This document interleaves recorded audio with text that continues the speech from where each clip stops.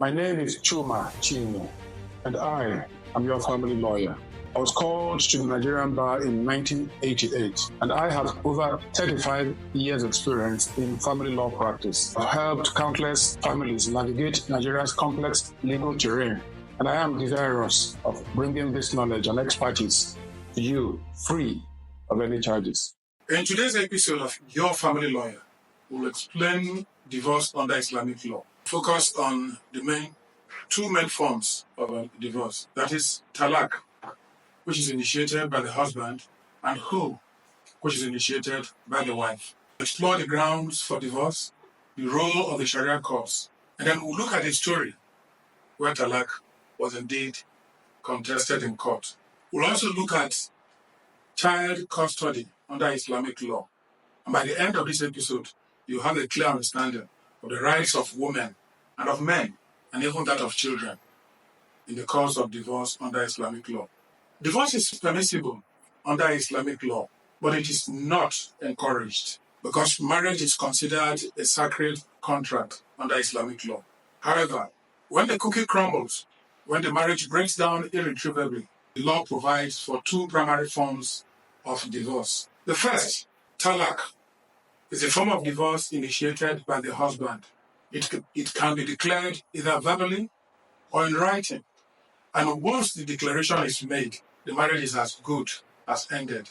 But then not before, not too fast, not before a waiting period called Ida.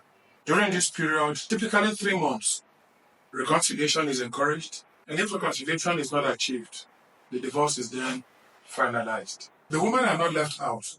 They too can approach the court for a divorce through a process called Khul. And I hope I'm pronouncing this right. For Khul to be granted, the wife typically offers to return her mahr. Remember we talked about mahr, which is the gift that's given to the bride by the groom at the time of marriage, or in the course of the marriage, or even when marriage has ended, depending on the agreement. When a woman approaches the court for divorce, she is required to return this gift to the husband. But before she can do this, the husband's consent must be obtained. The husband has to agree that the wife can no longer marry him. But let's be clear, this consent of the husband cannot be unreasonably withheld. The courts have tempered the power of the man to hold on to a wife when the wife no longer wants to be his wife. Well, as it's obvious, the Talaq is relatively straightforward, even though it comes with some stipulations, some regulations, like what we have mentioned, that encourages reconciliation. That period, 3 months, during which the man must wait. Even if he has issued the notice of divorce, he has to wait for a while. And then, between him and his wife, it is encouraged that they find his spark again and perhaps rebuild their marriage. This is why the waiting period called Ida exists. During this period, the husband can change his mind and revoke the Talaq. And once he does this, reconciliation is complete and the marriage is game on. On the other hand, if the woman gives the Khul, it is a pathway for her to exit the marriage, but it requires that the woman return the mahr, which was given to her at the time of the marriage. This cannot be overemphasized because it's a financial transaction and it's what holds the marriage together. The Khul empowers the woman to seek divorce, but the process is a little more complicated than what the husband has to go through, particularly when the husband has the power to refuse consent. For women seeking divorce through Khula or Khul, some grounds typically are considered by the Sharia courts, and they include cruelty or abuse by the husband. Usually, if the woman can establish that the husband has been cruel or has been abusive, the court would end the marriage. If she's also able to establish desertion, that is to say, the husband has abandoned her for a reasonable period, or has failed to provide financial support for her, also for a reasonable period, the court can intervene on her behalf and end the marriage. Now, this is the part that men folk won't like to hear. The wife can go to court and say to the court that my husband is not able to perform his marital duties, maybe due to impotence, ill health, or whatever reasons for which he's unable to function in that other room. When this kind of situation arises, the wife can institute a proceeding called Faskh. If I don't get it right, you, the Muslim, you know what it means. But the wife can institute a proceeding for annulment of that marriage on the grounds that the husband is not able to perform his marital duties. And then, of course, the well-known irreconcilable differences. When both ends can no longer meet, when the center can no longer hold, they don't seem to agree on anything, the marriage may be dissolved on the ground of intolerable conduct or the fact that one person cannot stand the other anymore. It is called falling out of love. Now, let's talk about the rights of women seeking divorce under Islamic law. Whilst the man can initiate divorce through talaq without needing to give a reason, the woman seeking Khul, in other words, women seeking to divorce under Islamic law, they face more hurdles. They are required to provide a reason for why the marriage should fail, some of which I had mentioned to you a little earlier. But the law provides specific protections for them as well, particularly when they have valid grounds for divorce. If the errant husband refuses to grant Khul, the wife can appeal to the Sharia court, which will examine the grounds for divorce and the circumstances of the marriage. Then the court can grant a divorce, even if the husband objects or refuses to give the Khul willingly. This ensures that women are not trapped in abusive or harmful marriages. In practice, women seeking Khul have avenues to pursue divorce even when their husbands are uncooperative. The court can enforce the return of the marriage or other financial settlements to ensure that the wife is not left destitute. Custody of children is also a significant concern, and Sharia courts tend to favor the welfare of children when making decisions regarding the custody of children. And this is because child custody is one of the most sensitive issues following every divorce under the Marriage Act, under customary law, or under Islamic law. Child custody is a very sensitive issue. Under Islamic law, the welfare of the child is paramount, and decisions on custody are made with this in mind. Child custody is one of the most sensitive issues following a divorce. And even if it's a divorce under the Marriage Act, a divorce under customary law, or in the instant case, divorce under Islamic law, the welfare of the child is paramount, and decisions on custody are made with this in mind. Sharia law gives guidance on custody of children and the responsibilities of both parents after divorce.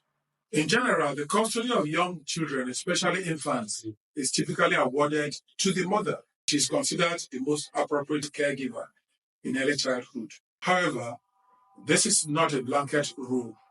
Custody may shift to the father as the child grows older, particularly if the father is better suited to provide for the child's needs. Islamic law mandates that the father remains financially responsible for the child, even after divorce, because the child is not divorced.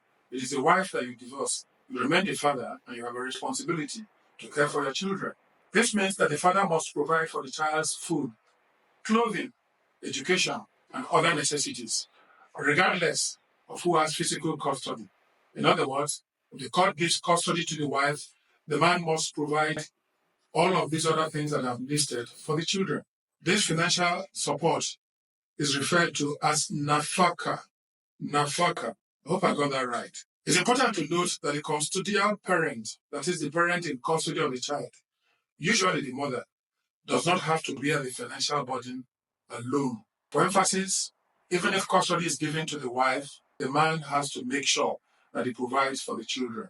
It is the father's responsibility, even after divorce. And failure to do this can lead to legal action.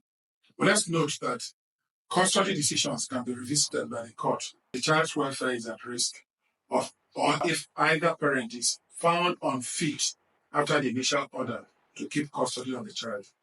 The courts usually consider several factors in taking decisions as to custody, and they include the child's age and gender.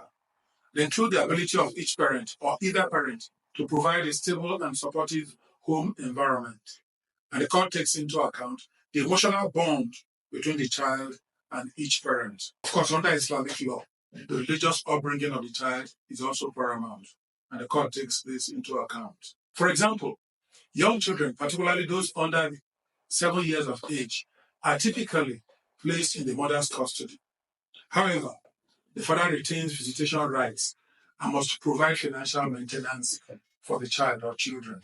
As the child matures, the court may revisit this custody order and make fresh orders, especially for boys who will be originally placed with the father, to ensure that they receive proper guidance and education.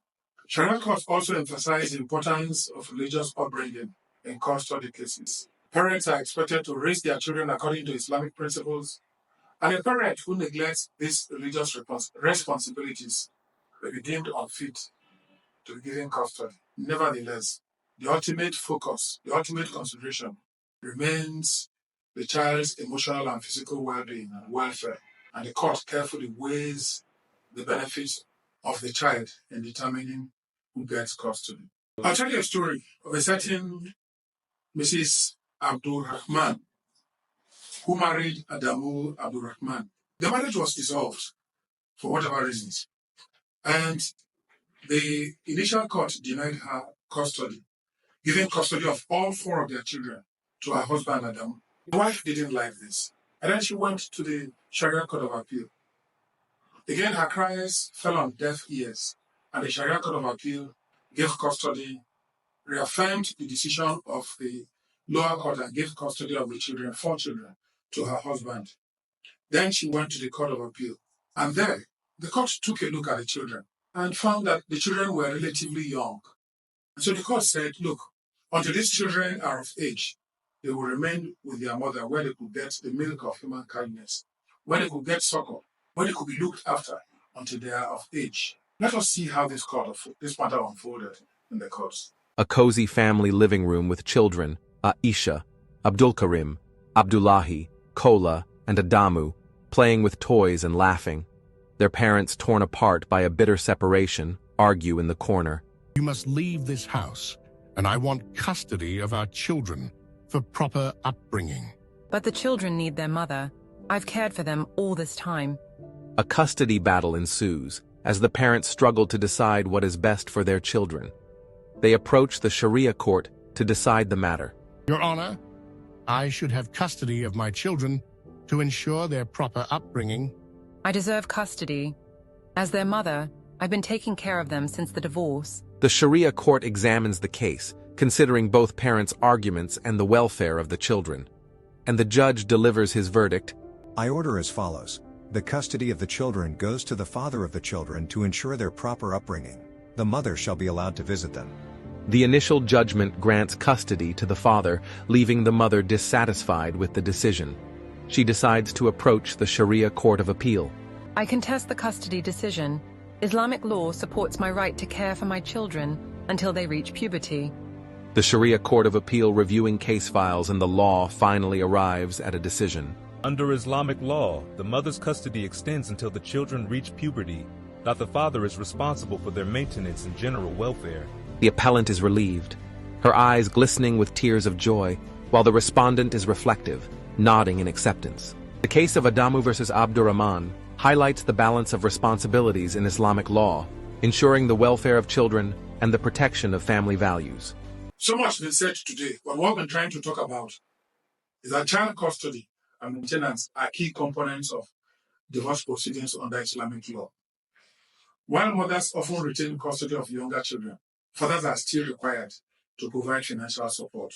Sharia courts prioritize the welfare of the child, making decisions that ensure that the child's well-being and stable upbringing are guaranteed. If you are facing a custody dispute or dealing with financial obligations post-divorce, it's essential to understand what your rights and responsibilities under Islamic law are. And to best do this, seek legal guidance. Get help from a lawyer so that both you and your children are protected. We have now come to the end of today's episode of Your Family Lawyer. Be sure to join us next week when we'll continue our exploration of the various types of valid marriages in Nigeria and how they impact spouses and their children. Until then, stay informed and be empowered. And please, my name is Chumachi.